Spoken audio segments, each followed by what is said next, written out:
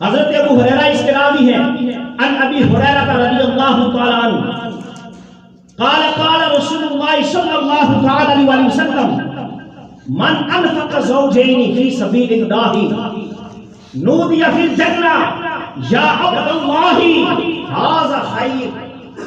سیدنا ابو ہریرہ فرماتے ہیں کہ میں نے آقا دو جہاں صلی اللہ علیہ وسلم کو یہ سنا کہ آقا دو جہاں صلی اللہ علیہ وسلم نے ارشاد فرمایا کہ جو بندہ اللہ کی راہ میں جوڑا خرچ کرتا ہے، جوڑا سے مراد یہ ہے کہ 2 اونٹ خرچ کرتا ہے، 2 بکریاں خرچ کرتا ہے، یعنی یہ اکیلا نہیں بلکہ جوڑا خرچ کرتا ہے۔ من انفق زوجین فی سبیل اللہ، اللہ کی راہ میں تو جوڑا خرچ کرتا ہے، نودی فی الجنہ، جنت میں اس کے لیے اعلان کیا جاتا ہے یا عبد اللہ ھذا خیر، اے اللہ کے بندے یہی بھلائی ہے، یہی بھلائی ہے۔ آگے حضور نے ارشاد فرمایا فمن قال من الصلاۃ، وہ آدمی جو نمازی ہے، نودیا من باب الصلاۃ، اس کو باب الصلاۃ سے ندا دی جائے گی۔ اسی طرح آخر جہاں سے اس نے ارشاد فرمایا فمن قال من اہل صدقہ، جو صدقہ و خیرات کرنے والا ہے، نودیا من باب الصدقہ، اس کو باب الصدقہ سے پکارا جائے گا۔ فمن قال من اہل صیام، اور وہ آدمی جو روزہ دار ہے، فرمایا نودی من باب الریان، روزے دار کو باب الریان سے پکارا جائے گا۔ تو سیدنا صدیق اکبر رضی اللہ تعالیٰ عنہ عرض کی یا رسول اللہ، ان لوگوں کے لیے تو کوئی مشکل ہی نہیں، انہیں تو کسی چیز کی ضرورت بھی نہیں۔ پھر سیدنا صدیق اکبر نے عرض کی یا رسول اللہ فہل یدعى احد من هذه الابواب كلها، یا رسول اللہ کوئی ایسی شخصیت بھی ہے کہ جس کو ان تمام دروازوں سے پکارا جائے گا؟ آقا دو جہاں صلی اللہ علیہ وسلم نے ارشاد میں فقال نعم، حضور نے فرمایا ہاں وہ شخصیت ہے، وارجو ان تکون منهم، اور میں پوری امید سے کہتا ہوں کہ ان شخصیات میں تمہارا شمار بھی ہوگا۔ جو نمازی ہوگا اسے باب الصلاۃ سے ندا دی جائے گی، جو روزہ دار ہوگا باب الریان سے اسے پکارا جائے گا، جو صدقہ و خیرات کرنے والا ہوگا اسے باب الریان سے روزے دار کو پکارا جائے گا، باب الصدقہ سے صدقہ و خیرات کرنے والے کو پکارا جائے گا۔ یہ مختلف کیٹیگریز ہیں، لیکن سیدنا صدیق اکبر نے عرض کیا کوئی ایسی شخصیت بھی ہے جس کو ان تمام دروازوں سے پکارا جائے گا؟ حضور نے فرمایا نعم، ہاں صدیق ایسی شخصیت بھی ہے، وارجو ان تکون منہم، اور مجھے امید ہے کہ ان میں تمہارا شمار بھی ہوگا۔ اب یہ سیدنا صدیق اکبر رضی اللہ عنہ کی شان ہے۔ اب افضلیت سیدنا صدیق اکبر زبان اہل بیت، اب یہ حدیث ایسی حدیث ہے جس کے تمام کے تمام راوی، اس کو سند کو چیک کریں کہ سارے کے سارے راوی اہل بیت ہیں۔ یہ اس حدیث کی خوبی ہے کہ سارے اس کے راوی اہل بیت سے ہیں، اور سیدنا صدیق اکبر کا مقام بیان کر رہے ہیں۔ امام جعفر صادق رضی اللہ عنہ بیان فرماتے ہیں کہ یہ حدیث میں نے اپنے والد ماجد امام باقر سے میں نے یہ سنی ہے۔ امام باقر فرماتے ہیں کہ یہ حدیث میں نے اپنے جد امجد یعنی حضرت اپنے والد محترم امام زین العابدین سے یہ حدیث میں نے سنی ہے۔ امام زین العابدین فرماتے ہیں کہ یہ حدیث میں نے اپنے والد محترم امام حسین سے سنی ہے۔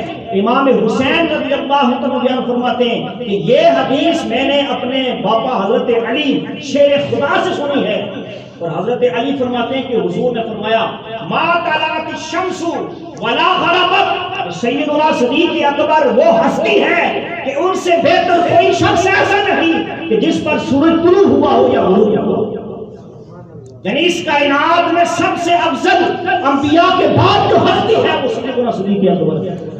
اور سمعین سماکار اہل بیت دیکھیں کس طرح شان بیان کر رہے ہیں، کس طرح مقام بیان کر رہے ہیں۔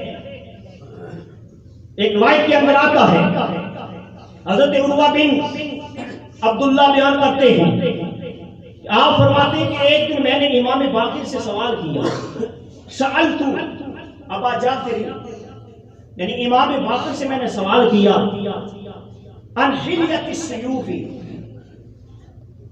تلوار کو آراستہ کرنے کے بارے میں۔ اس سے مراد یہ ہے کہ تلوار کی ایک ہتھی ہوتی ہے جس کو ہم مٹھ بھی کہتے ہیں، ہتھی کہتے ہیں، اس کو کیا سونے کے پانی کے ساتھ کسی چیز کے ساتھ آدمی راستہ کر سکتا ہے؟ امام باقر بہت بڑے عالم دین اہل علم میں سے تھے، فقی تھے، آپ سے مسئلہ پوچھا کہ کیا امام باقر کوئی آدمی اپنی تلوار کی ہاتھی کو، جو ہاتھی اس کی ہوتی ہے، اس کو آراستہ کر سکتا ہے؟ امام باقر رضی اللہ تعالیٰ عنہ نے فرمایا نعم، ہاں آدمی اپنی تلوار کی ہاتھی کو آراستہ کر سکتا ہے۔ تو آپ نے عرض کی کہ آپ اس پہ دلیل دیں، یہ کیسے درست ہے؟ فقال قد حل ابو بکر صدیق رضی اللہ تعالی عنہ، آپ نے فرمایا اس کی دلیل یہ ہے کہ سیدنا صدیق اکبر اپنی تلوار کی ہتھی کو راستہ دیا۔ اب یہ بات آپ نے جب کی تو عروہ بن عبداللہ کہتے ہیں کہ میں نے ان سے سوال کیا، فقال قلت، کہ میں نے عرض کی کہ اتقول الصدیق، کہ آپ بھی ان کو صدیق کہہ رہے ہیں؟ آپ فرماتے ہیں کہ میرا یہ عرض کرنا تھا، فواصب وصفتن، آپ غصے کے عالم میں، جلال کے عالم میں اپنی جگہ سے کھڑے ہو گئے، اور پھر واستقبل القبلۃ، آپ نے اپنے منہ کو قبلے کی طرف کر لیا۔ فقال، فرمایا نعم الصدیق، نعم الصدیق، نعم الصدیق، ہاں میں اس کو صدیق کہتا ہوں، ہاں میں اس کو صدیق کہتا ہوں، ہاں میں اس کو صدیق کہتا ہوں۔ اور پھر آپ نے فرمایا فمن لم یقل لہو صدیق، جو شخص ابو بکر کو صدیق نہ کہے، فلا صدق اللہ لہ قولا فی الدنیا والآخرہ، اللہ اس کی بات کو نہ اس دنیا میں درست سمجھتا ہے نہ آخرت میں درست سمجھے گا۔ آپ فرماتے ہیں کہ جو صدیق کو صدیق نہیں سمجھتا، خالق کائنات نہ اس کے قول کی اس دنیا میں تصدیق کرتا ہے، نہ بروز قیامت اس کی تصدیق کرے گا۔ اب یہ امام باقر اہل بیت میں سے آپ سیدنا صدیق اکبر کو صدیق کہہ رہے ہیں۔ تو سمیر سی بکار، آخری بات، ہمارا عقیدہ یہ ہے، اہل سنت کا، پوری امت کا اس بات پہ اجماع ہے کہ انبیاء کے بعد حضور کی امت میں سب سے افضل جو شخصیت ہے وہ سیدنا صدیق اکبر رضی اللہ تعالی عنہ ہے۔ باقی صحابہ کی شان فضیلت اپنے اپنے مقام کے اعتبار سے اعلیٰ سے اعلیٰ ہے، لیکن صحابہ میں سب سے افضل جو شخصیت ہے وہ سیدنا صدیق اکبر ہے۔ اس کے برخلاف اگر کسی کا کوئی قول، کسی مولوی کا کلپ، کسی پیر کا کلپ ہمارے لیے کوئی حجت نہیں ہے۔ یہ ایک امت کے اندر تفرقہ بازی ہے، فتنہ فساد ہے۔